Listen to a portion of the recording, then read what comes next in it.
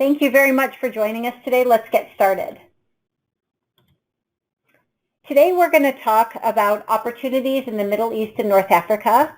I am one of the co-hosts today. My name is Carlene Velez, and I'm an outreach and recruitment specialist at the International Institute of International Education. I'm joined by my colleague. Hi everyone, my name is Jumana Kamal, and I am the Program Officer for Middle East and North Africa. Just to give you an overview of today's session, we'll begin by taking you through what's new in the Middle East and North Africa. We will also go through some of the awards, and at the end we will navigate the awards catalog and help you understand how it works. Finally, feel free to type any questions that you have as we go through in the questions box, and we will try to leave the last 30 minutes for questions and answers. First and foremost, I would like to talk to you about Fulbright. The mission of the Fulbright is to provide opportunities for faculty, administrators, academics, and other professionals to teach and conduct research around the world. This is the United States government's flagship international exchange program, and we are very proud that it has been in existence since 1946. Our mission is to foster mutual understanding between nations, advance knowledge across communities, and improve lives around the world. And that cultural piece that is inherent in the Fulbright program is very important to our mission. Diversity inclusion is at the heart of the Fulbright program. Not only do we promote people from all areas of society, promote them and encourage them to apply to our program, we actively recruit throughout the United States at institutions that are minority-serving institutions and working with people with disabilities or any other group that might be underrepresented. So please know that this is a core mission of ours, and we encourage all people to apply to our program. We would like the program to actually represent the diversity of America, and that is what we continue to work towards. A little bit about Fulbright, just Fulbright by the numbers. It's really wonderful because we provide over 8,000 awards annually. And if you look at the list, we support U.S. students going abroad, foreign students studying for graduate school here in the U.S., U.S. scholars and administrators going abroad, visiting scholars coming here, and language teaching assistants. We have about 800 opportunities worldwide for U.S. scholars and administrators. So if you're listening today, we would love for one of those 800 to belong to you. There are a wonderful amount of opportunities available. Overall, we've had about 390,000 Fulbrighters who've participated in the program since its inception. The distribution of awards. Fulbright Awards allow academics and professionals to participate in a wide variety of activities. And as we go through the awards later on, you'll see which activities are available for the countries of interest to you. But we give out awards in teaching research combinations. We also have a wide variety of postdocs and seminars for international education administrators to participate in. This distribution varies year by year, but what I would like you to know is that depending on what it is you want to do, you can apply to work on that activity when you are abroad. For the Fulbright U.S. Scholar Program, the one eligibility requirement that we emphasize today is that for the U.S. Scholar Program, U.S. citizenship is required. Unfortunately, permanent residence is not enough. You do have to be a U.S. citizen. But once you naturalize, if you are in the resident state, then you're automatically eligible to apply for a Fulbright. After that, everything depends. So the type of degree that you need depends on the award. Your expertise or years of experience also depend on the award. And throughout this webinar, we will teach you how to navigate that information on the website.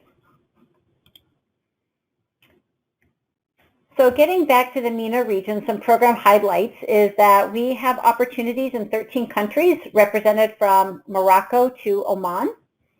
We have 35 unique award offerings in the region with over 50 grants given out annually. There's also a flex option for multiple visits to a country over a short period of time. And if you look at the quote on the screen right here from a Fulbright Scholar to the West Bank. You can see that the opportunity was personally and professionally enriching and empowering.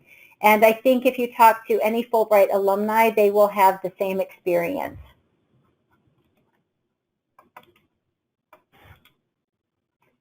Okay, let's look at a few regional highlights. What I would love to point out is that the All Disciplines Award, which is basically open to a wide variety of people, is available in almost every country in this region. So no matter if you are an artist or a scientist or maybe a social scientist, if you are interested in going to Tunisia or to Bahrain, the All Disciplines Award will catch you all. And I think that's a very exciting thing to know about, because it does indicate that there's a great deal of flexibility within the region. Then we have some awards that are specific to disciplines. So for example, Egypt has an award specifically for artists, performing and visual artists.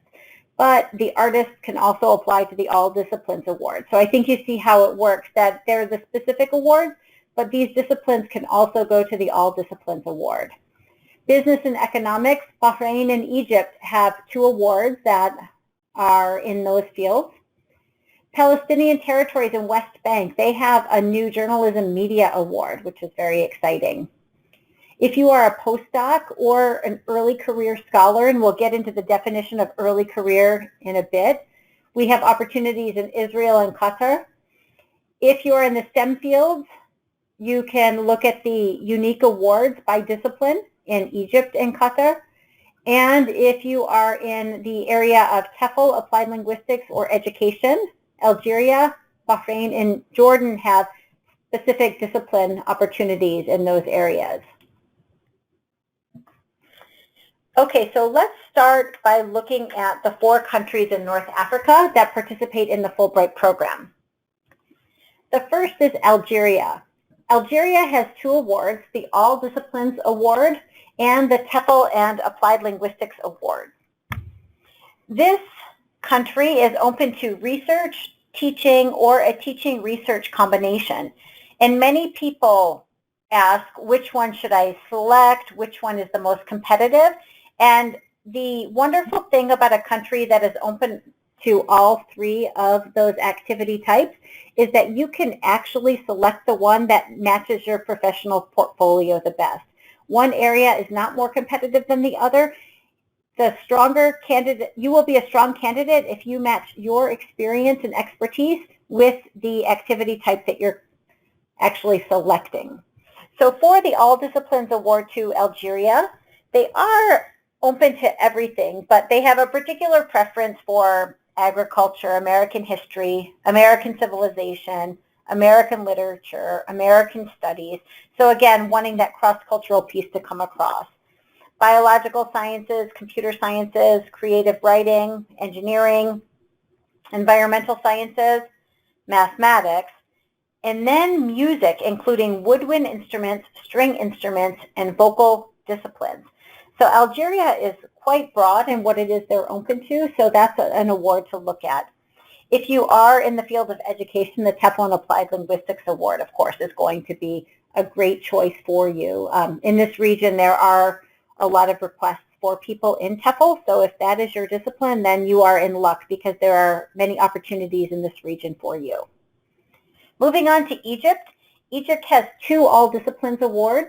The first award, All Disciplines Award, can be to institutions, a variety of institutions in Egypt. You have a little bit more opportunity to select the institution that's appropriate.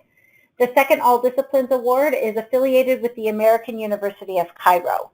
If you apply to that award, then that is the institution that you are asking to be affiliated with. There's also an award in business administration and in the sciences to Egypt, and finally, visual and performing arts. Moving on to Morocco. Morocco, again, is one of those all-discipline, catch-all categories and awards.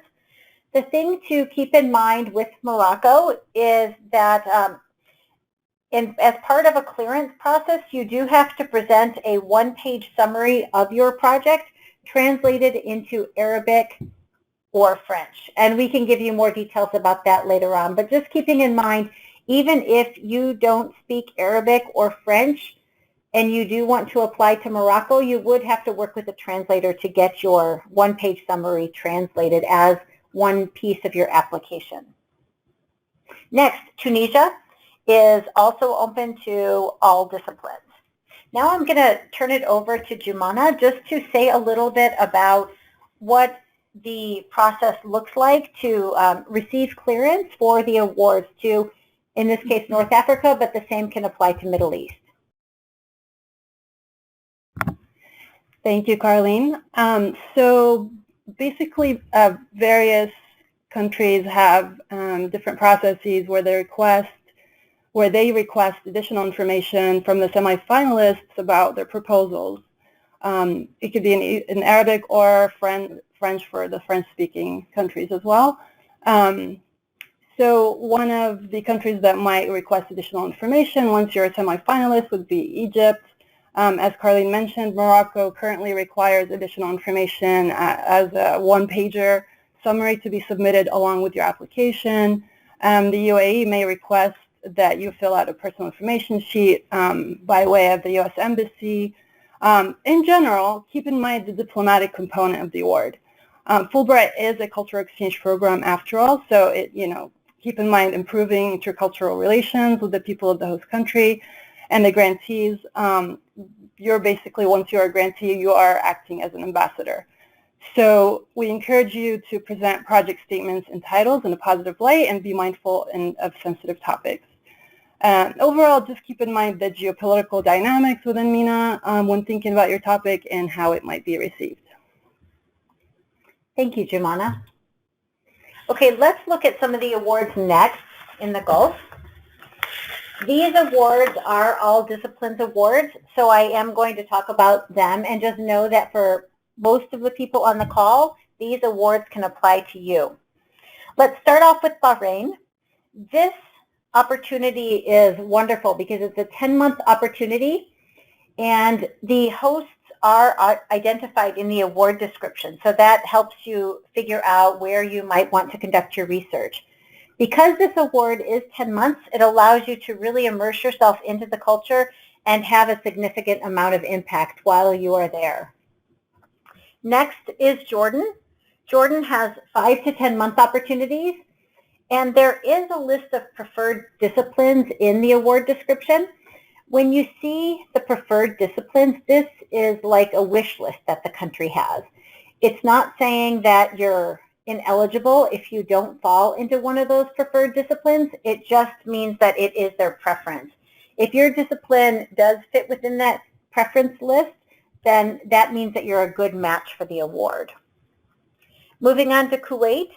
Kuwait, the opportunities are for 4 to 9 months, so you do have a little bit of flexibility there.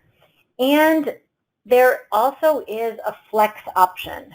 Just to define the flex option a bit, again, as we said in the beginning, it is an award that allows you to make multiple trips back to that host country. So you might want to go to Kuwait for 2 different segments of time, maybe 2 months here and 2 months there, and do them 1 year apart. The flex grants usually take place over 2 academic years, but again, you would need to read the award description for the specific details. Even though Kuwait calls itself an all disciplines award, they do request that scholars come from a specific field, specific fields listed in the award description, so please do refer to that. The next award is to Oman. This award can be 3 to 10 months in length, and again, this one also has some pre-identified host institutions.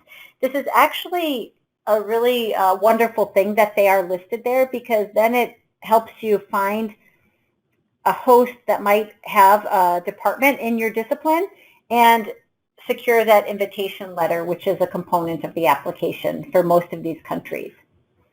Moving on to Palestinian Territories, West Bank. These opportunities are 5 to 10 months, again at pre-identified hosts. In this specific region, there are certain places you can and can't go, so you do want to pay attention to that list. And in the Palestinian Territories, West Bank, the flex option is available. Next, moving on to Qatar, there are 5 to 10 month opportunities, also at pre-identified host institutions.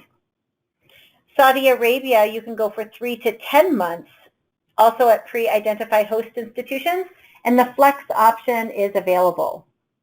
Finally, at the United Arab Emirates, you have the 3 to 10 month option for your grant award, and the flex option is available. So please, if you have questions about these, refer to the specific award in the award catalog, and I will again navigate you there in a bit. Moving on, I want to introduce some senior scholar opportunities. Sometimes they're called distinguished chair, but in Israel, which is where these opportunities are located in the MENA region, they're called senior scholar opportunities. So as you can see, we have 5 different senior scholar awards listed that are in all disciplines, which means there's flexibility in the topics that you might choose. One of them is a general all disciplines award, and 4 of them are tied specifically with host institutions.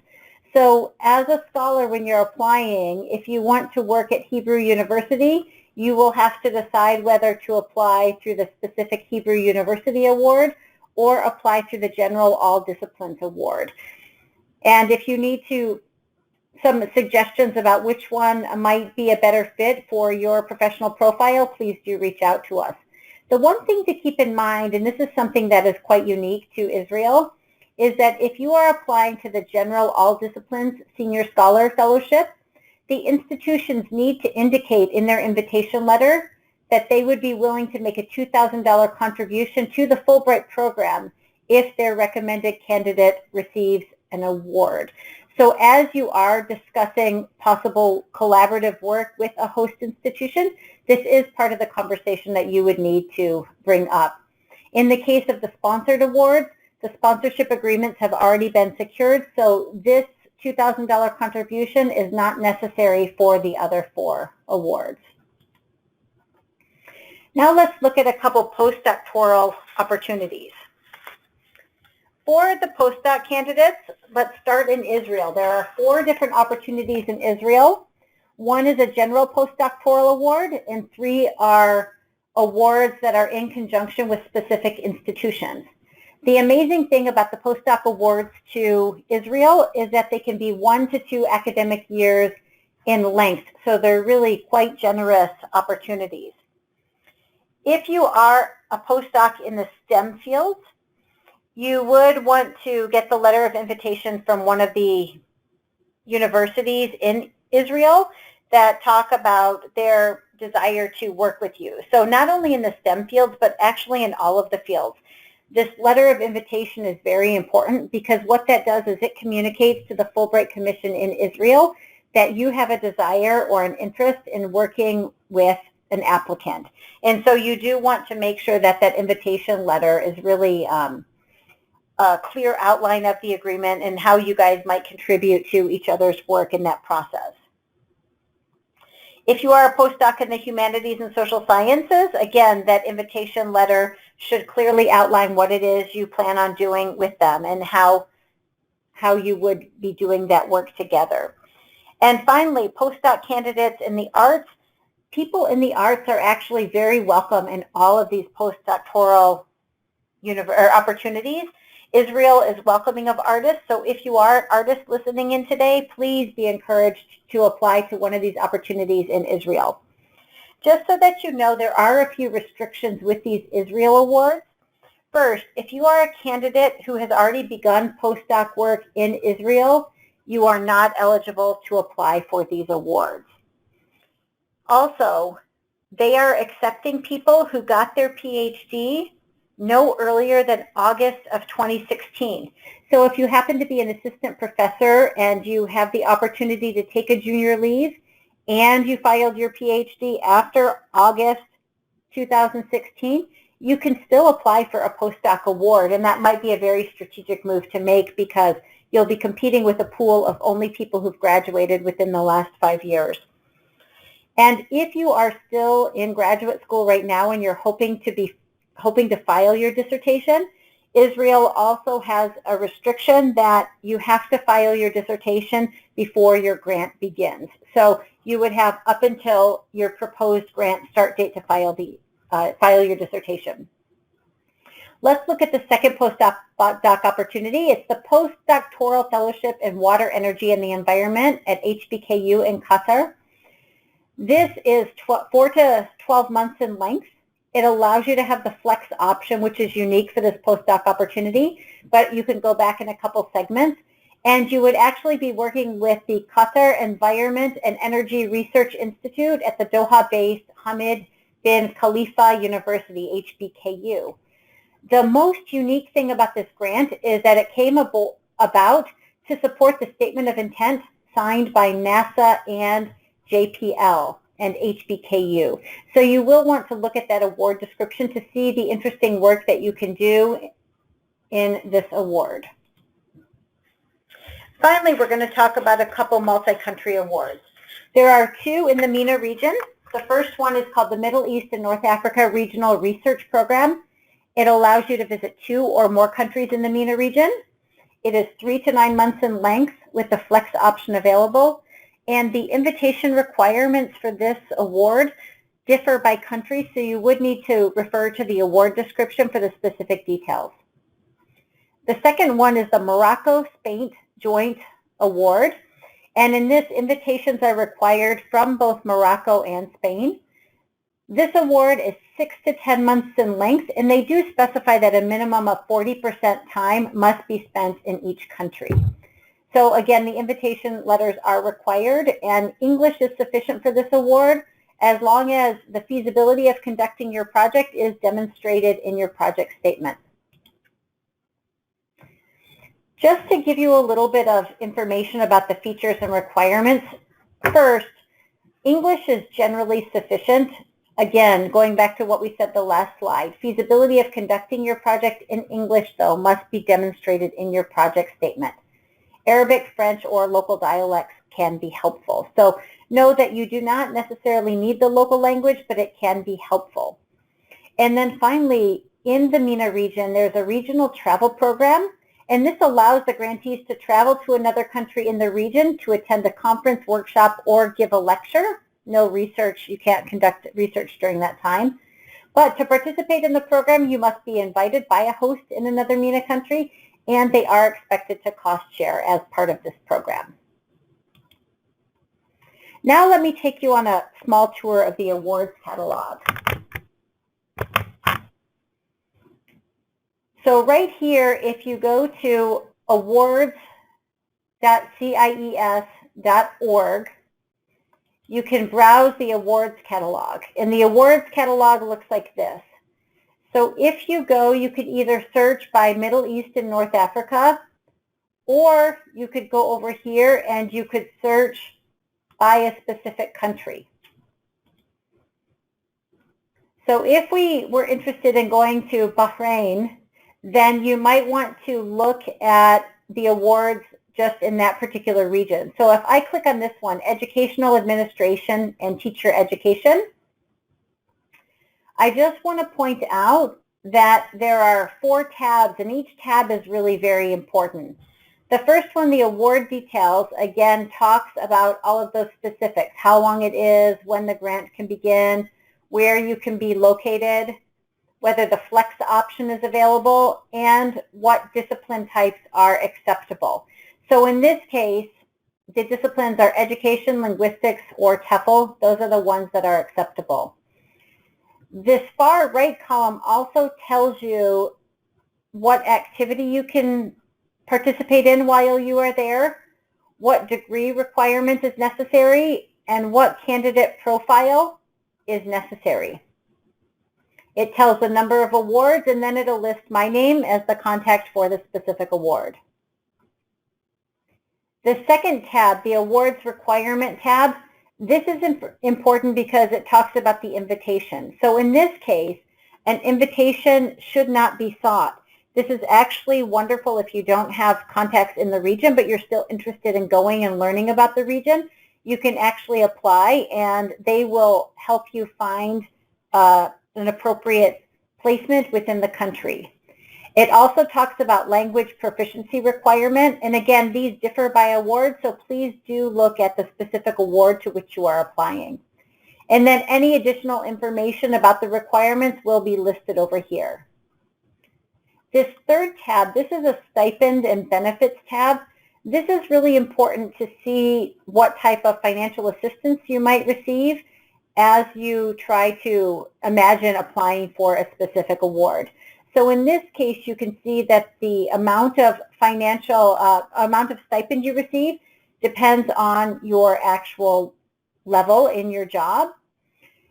You have a list of any travel and relocation amount, any research allowances, and then also not everyone, but many of the awards in the Middle East and North Africa area also provide dependent tuition allowance, which is for children who are generally in kindergarten or first grade through 12th grade. So please look at that if you are considering taking your dependents with you.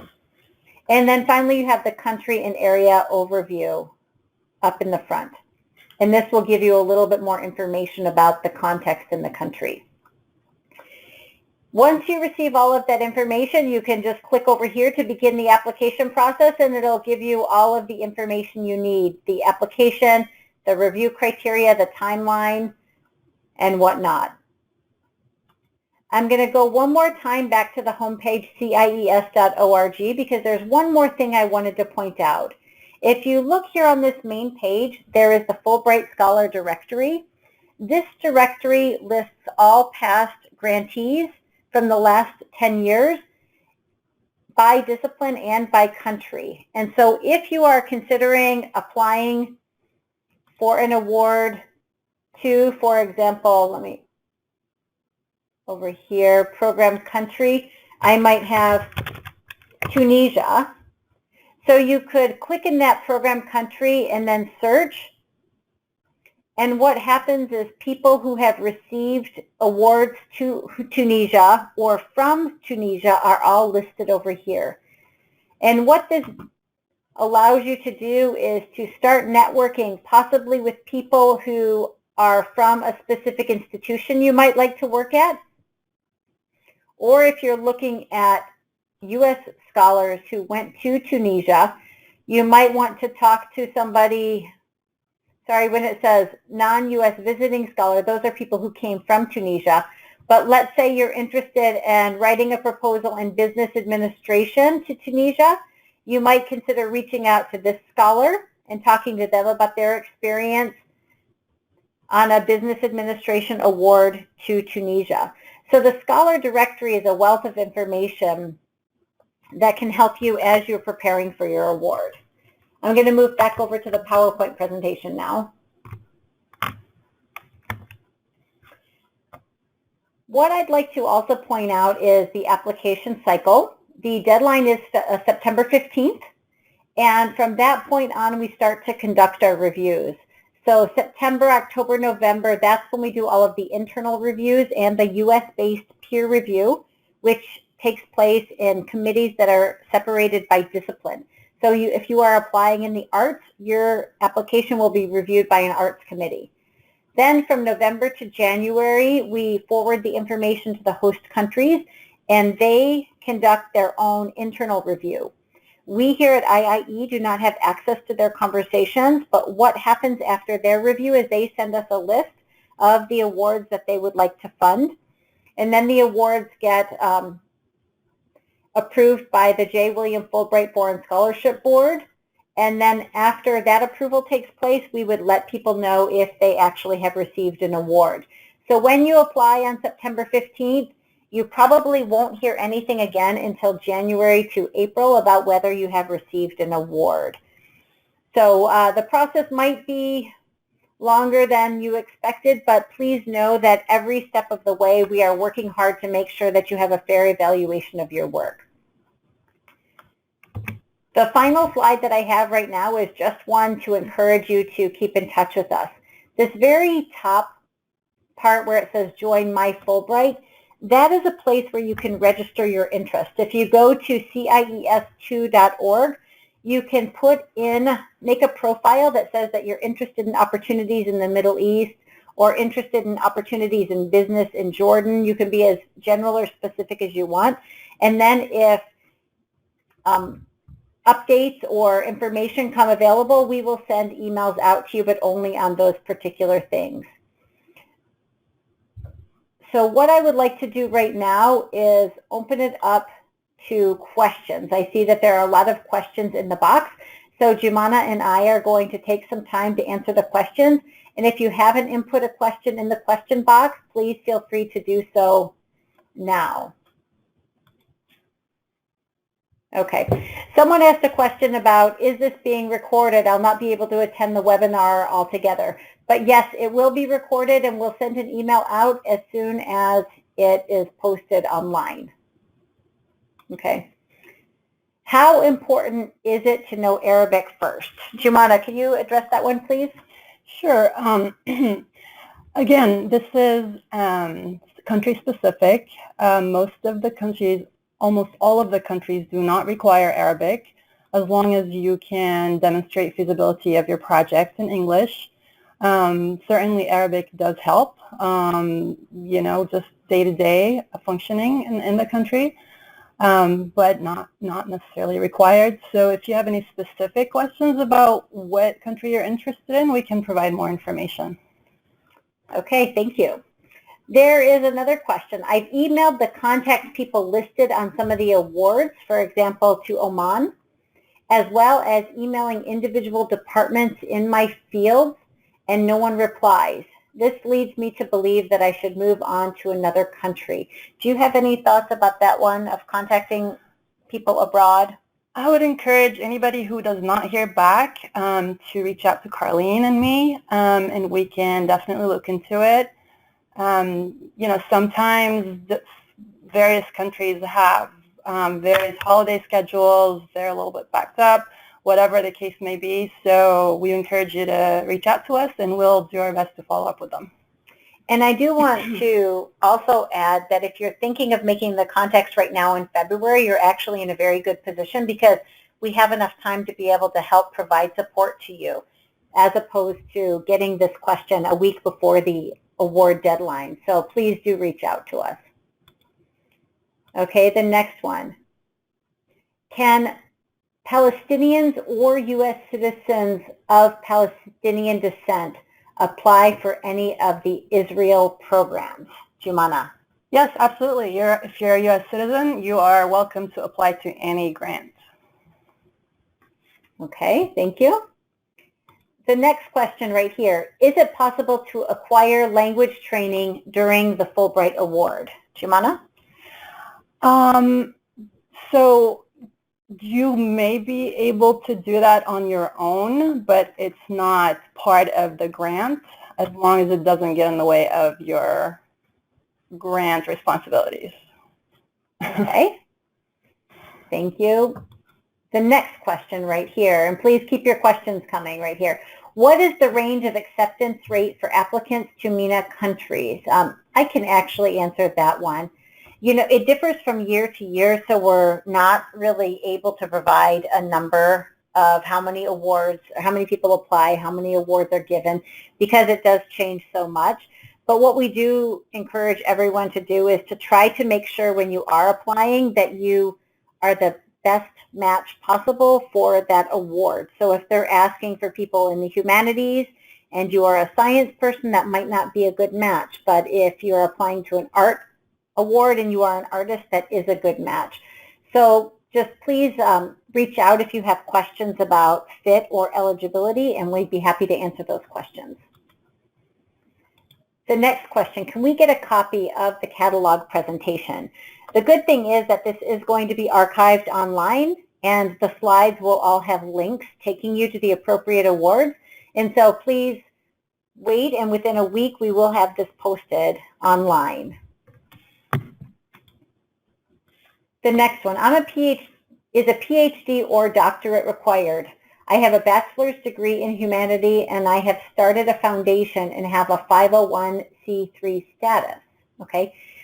For this particular applicant who is a professional, please email us the award you're interested in and we can answer that question better.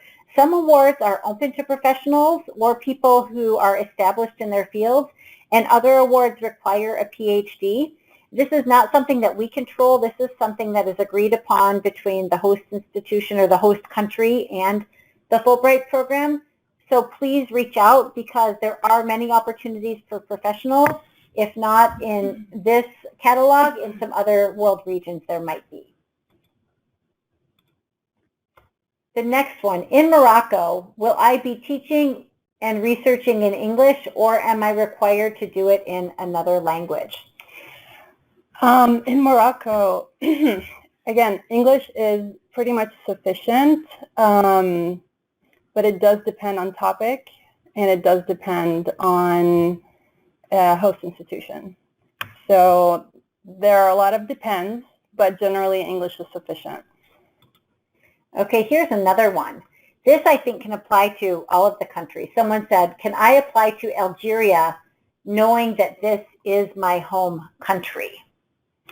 As long as you are a U.S. citizen, you are welcome to apply to your heritage, to your country of origin. Okay.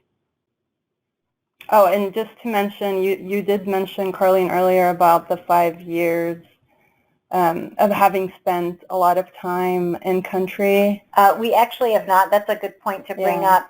The only restriction is if you're living abroad. To be eligible, one of the eligibility guidelines to apply for a Fulbright is that you cannot have lived overseas for more than 5 of the last 6 years. So on the application, they will confirm where you live.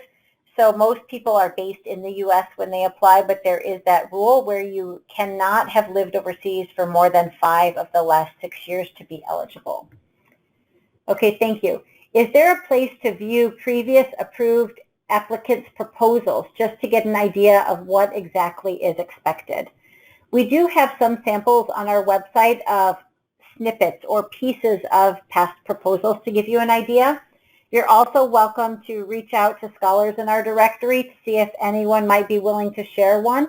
But the proposals do really vary applicant to applicant. So my best piece of advice is to go to the website and look at the application guidelines, and you can see some samples and some guiding questions there. The next question, I have an MFA and I'm interested in doing a PhD. I heard we can in conjunction with the Fulbright. Can you share more information about this? Thanks. So this is somewhat of a complicated question. If you have an MFA, you technically have a terminal degree and you are eligible to apply for some awards that require a PhD or a terminal degree. However, if you are in a PhD program, you might want to look at the Fulbright U.S. student program. They provide funding for dissertation research or graduate students overall. So that one might end up being a better fit for you. But if you have any question about your eligibility and which program might be the best fit, please do reach out to me and ask. It helps if you send your CV because then I can start looking at that to see eligibility. But do know that if you are in a situation like this where you're an MFA but also pursuing a PhD, you would have to choose to apply to either the student program or the scholar program. You cannot submit an application to both programs in the same application cycle. The next question. Is it possible for students to apply to multiple Fulbright programs? For example, a student interested in Arabic studies who thinks that the studies would be equally successful in Morocco and in Egypt. Okay, no, you can only apply to one program at one time, but remember today's presentation is about the Fulbright U.S. Scholar Program. If you have questions about the Fulbright U.S. Student Program, you would need to refer to their website or contact your campus representative. Okay, the next one. For the MENA multi-country grants, are start dates also flexible? What about the Senior Scholar Awards in Israel? Do they begin in specified months? For the MENA multi-country programs, the start dates are flexible as long as you start and end within 2 years of the date of the start, like the official start for the fiscal year. So typically, like if you apply and you get a grant, the starting dates are fall of that same year. So the grantees who are receiving their grants for this year typically start September 1st. You can start anytime after September 1st up to 2 years, to complete those multi-country grants by 2 years. For the Senior Scholar Award, those are typically flexible as well, but it depends on the host institution. So, because there are like multiple Senior Scholar Awards, you would have to refer to the specifics in each award, and they would mention if they have a specific start date. But typically there is some flexibility in Israel. Thank you, Jumana. Here's another question. Do I need a TEFL certificate to teach English in Algeria? When I read this question, my first thought is, are you a student hoping to do an English teaching assistant program abroad, or are you a TEFL professional? If you are a recent graduate and you'd like to go abroad for 1 year to have a teaching experience and teach English in Algeria, then I would encourage you to look at the Fulbright U.S. Student Program website. I do want to note, when there are TEFL awards, it is actually not to go and teach English there. It is to provide pedagogy training on teaching English as a foreign language. So it's usually some type of capacity building, some type of training or teacher education that you would be engaging in, and not actual English teaching, unless it's specified in the award. But it's generally the pedagogy training that they're hoping to get. Next, would you share the PowerPoint with us? Okay, yes, that will be posted online, and you'll get an email once it is. The next question, I am a U.S. citizen and interested in the Middle East, Egypt particularly. This is very exciting. Egypt is really trying to build their program, so please reach out with any specific questions. We'd be happy to work with you. When contacting a host institution, is it better to ask what they need or to offer suggestions or project proposals? I think that's it depends on the award. So depending whether, if you're going to a country like Bahrain, as we mentioned earlier, it's not encouraged to reach out to a host institution. But if it's an award that encourages an invitation letter, then it depends on a lot of things. It depends on what the disciplines that they're looking for are. It depends on if you have existing communications. So let's talk offline more about what you're thinking about, and we can guide you accordingly. Okay, the next question. What advice can you provide to a person applying for a second time? Also, if the candidate was able to achieve their proposed project outside of Fulbright funding, is this something the candidate should mention to the application when applying for the second time?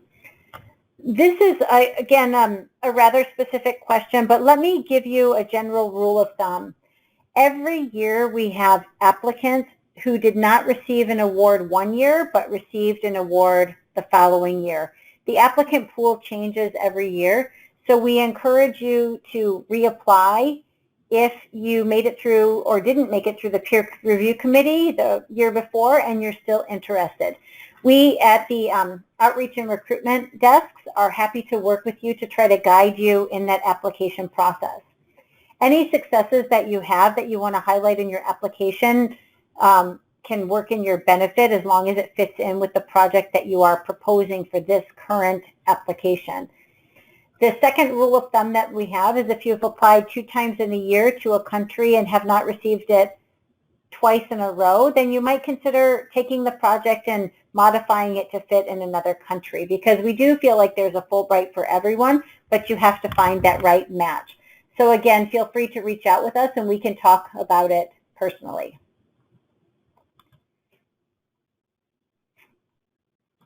Okay, let's see. The next one. Is a misdemeanor a disqualification for an award? Good question. There is a section in the application that does ask about misdemeanors. Those are evaluated on a case-by-case basis. So my best information is if you'd like to email us specifically and mention what it is, we can check for you, or you can fill out the application, but make sure to divulge that, and then they will process it accordingly. Any information like this that you share does not get shared with your review committee, so when they look at your application, they do look at it, but it is reviewed by the Fulbright office itself.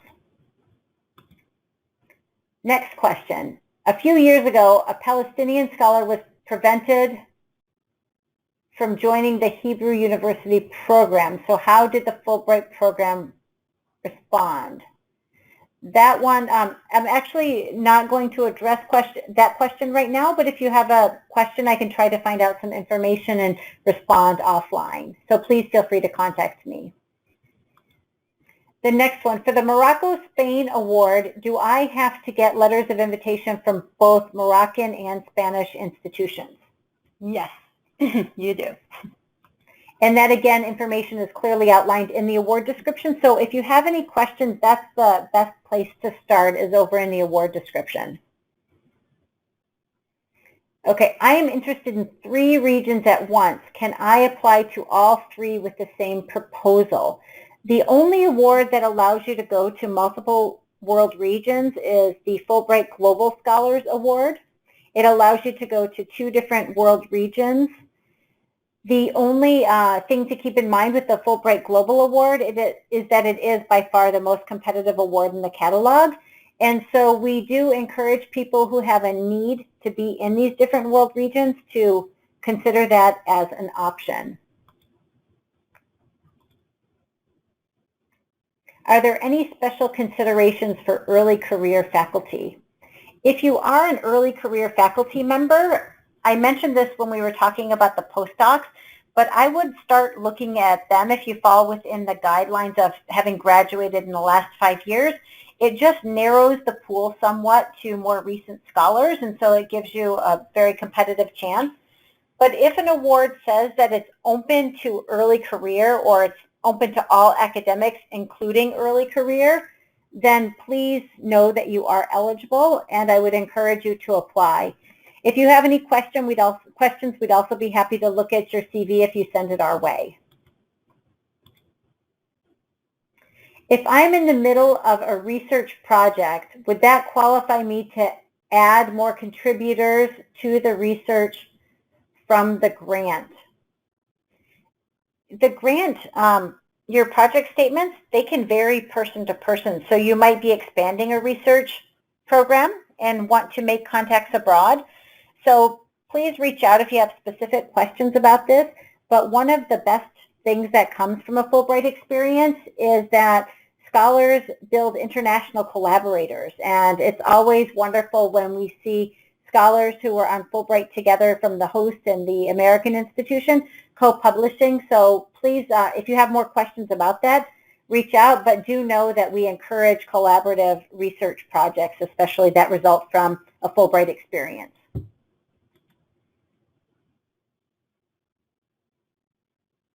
All right, let me pull up the next question. If an area is unique or new to a country or institution, is there an advantage during the application process? I'm not sure what the area is unique it means, but if you're talking about interdisciplinary work, that's often where we see a lot of unique projects come up, projects that blend one discipline to the other. Then that one is something that you're more than welcome to propose. If the area is unique or new, it's a little bit uncertain what we mean, so it might be a good idea to send us like a paragraph or 2 of what you're thinking, not an entire project statement, but give us a paragraph or two and we can look through and see if that is something that matches up well with the award description and help you go through some of the review criteria to see if it would match.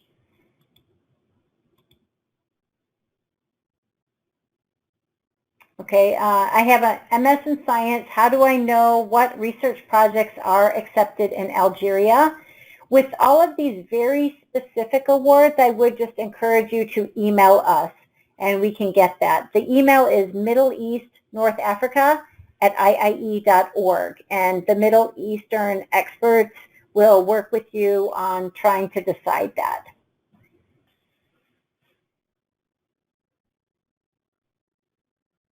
Okay. The Morocco ad says that you must speak French or Arabic. Let me just verify. A lot of the countries will also say that English is sufficient if you can provide a justification about how you can conduct your work. So in this case, it looks like the language proficiency is recommended. But again, there's always the caveat about if you have another plan on how you can conduct your research or do your teaching, you can highlight that in the project statement. Okay, someone asked about who is considered early career. Generally, people who got their PhD within the past 5 years, but that can differ slightly country by country, so please refer to the award description.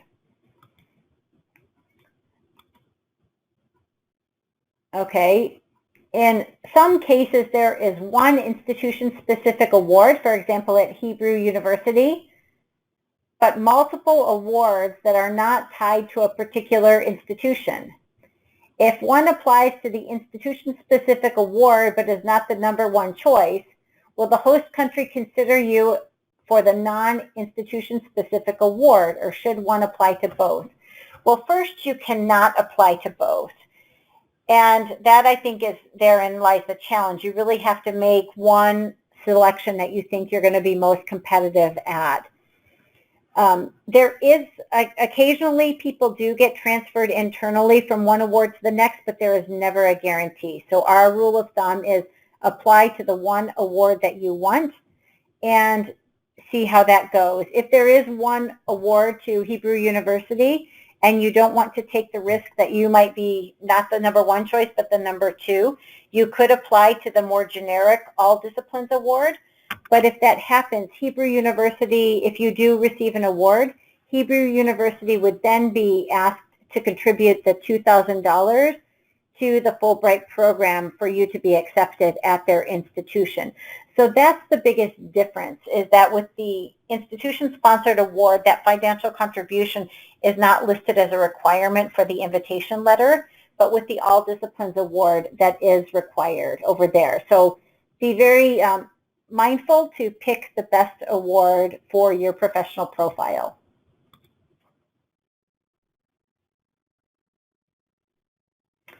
So someone says, for someone who wasn't successful the first time, do you suggest that they wait some years before applying again and get more experience? That really does depend. We've had people apply 1 year after the next, and we've also had people gain more experience or maybe more publications and apply again. If you want to get our thoughts on it, please feel free to email us your CV. The one thing I can say about experience is do keep in mind that if you are a lecturer at a university and you're applying for a teaching research award, but you don't have many research publications, it might be better to apply again and apply for a teaching only award rather than the teaching research combination. So just make sure that whatever it is you're applying for does really match what it is you can support in your professional profile.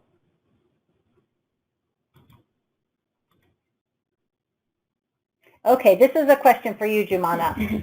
The Morocco program refers to a base stipend as well as a monthly living allowance and a monthly housing allowance. Are the two allowances part of or in addition to the base stipend? The stipend is generally its own amount, and then if they're specific, if they are listed specifically under different subtitles, then they are different amounts. So a stipend would be its own amount.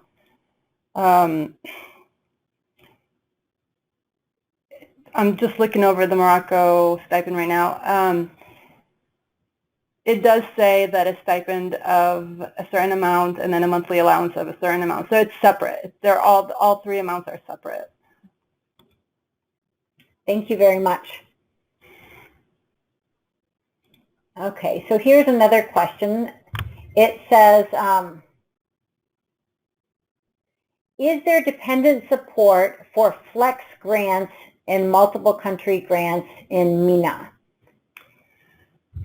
Dependent support is not offered for flex grants, but it is offered for multiple countries. Again, this is a very specific question. It depends on the country, and if you can email us what you're interested in, we can provide you with more information. Okay, there's the person who's asking about the PhD program and about the award of Fulbright. Please email us separately and we can talk offline about the eligibility for that.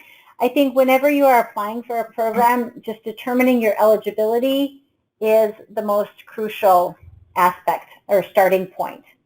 Okay, there's someone that says, I have a PhD in international education and linguistics and have done ESL and teacher education. I'm interested in teaching English language teachers.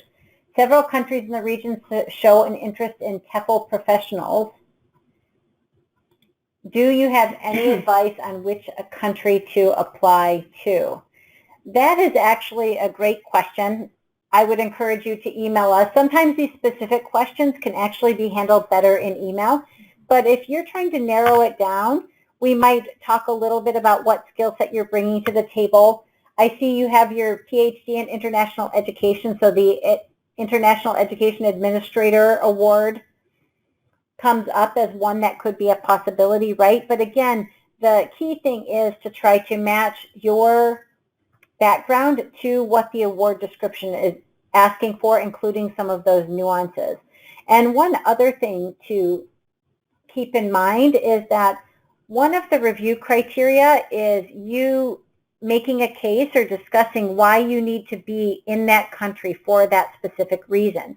So if you are interested in working in TEFL education in a particular country for a particular reason that might be unique to that country, that will also strengthen your application because it'll really demonstrate why you need to be in that country to do that type of work.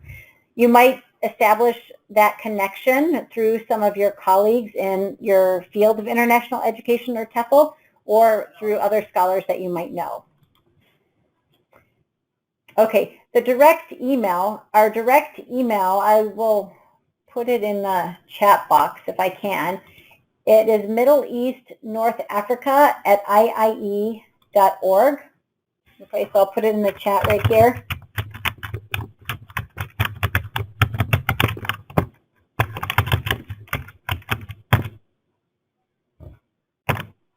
There you go. That was sent to all of the audience. So Middle East, North Africa at iie.org.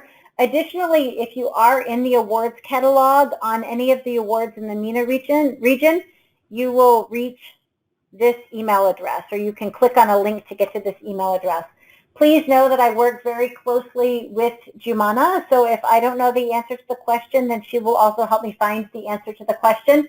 Because what we're really here to do is to make sure that we can help as many applicants as possible submit very qualified and very strong applications to the applicant pool. Thank you very much for joining us today. I look forward to working with you throughout the application cycle. We have until September 15th to make sure that your application is as strong as possible, so I would welcome any questions up until that point. Thanks again for joining and have a great day. Goodbye.